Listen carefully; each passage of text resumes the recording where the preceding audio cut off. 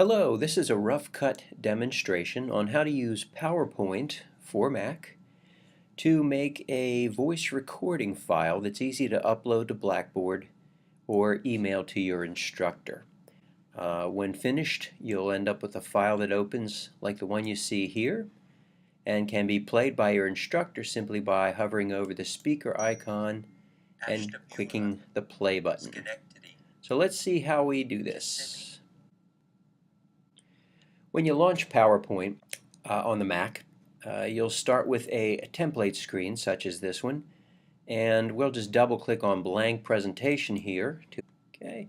By default, PowerPoint starts you with a title slide, but that's not the best slide format for our purposes here. So I'm going to suggest that you click on the left on the thumbnail for that slide, press delete to get rid of it, and then we're going to add a new slide from the new slide tool up here on the ribbon, and we'll add a title and content slide.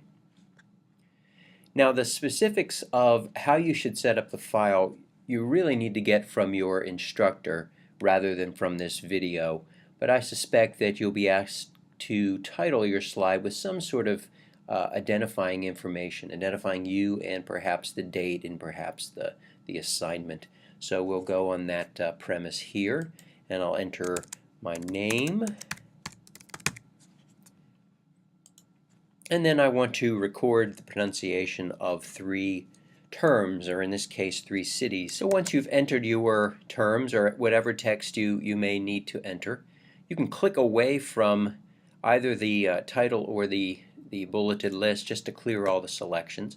The next thing we're going to do is come up to the Insert ribbon, and all the way on the right end choose Audio and then Record Audio.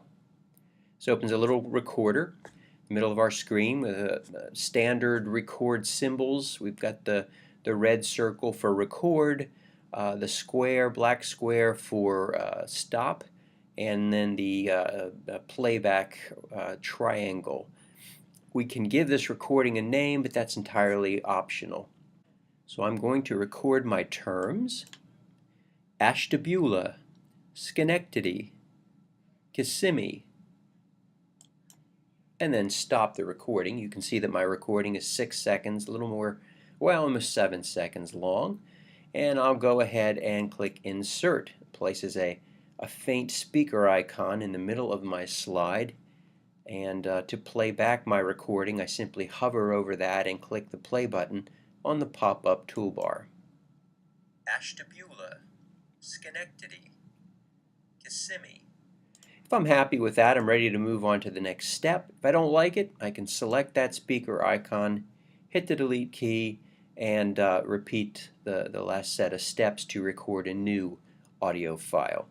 But I'm okay with that one. So the next step is to go to Slideshow, the Slideshow ribbon, and choose Setup Slideshow. May seem like an odd choice, but we're going to make one little change here, and that is for show type, we're going to choose Browsed by Individual in a Window. This will allow this file to open in its own resizable window without all of the PowerPoint tools and icons and such, so it's just an easier experience for your instructor.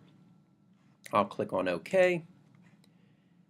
Alright, and then finally we're going to save this. So I'm going to come up here to the pull down menus, click on File, Save As, okay, and I can choose where I want to save this. I'll just save this to my desktop, which is what I'm set for here. I can give that file a name. Again, this how you name the file, you'll want to find that out from your instructor. And we're going to change the file format from PowerPoint Presentation to PowerPoint Show. Slightly different extension.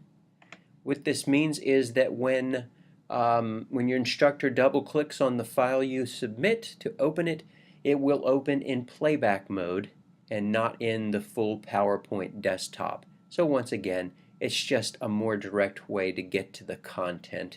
Having done that, I'll click Save, and I've now saved my file. I can close my PowerPoint, and on my desktop I find the file, double click on it, I can preview it. And there it is. It can be resized. And again, playback just by hovering over the speaker and clicking the play button on the pop-up toolbar. And that's it.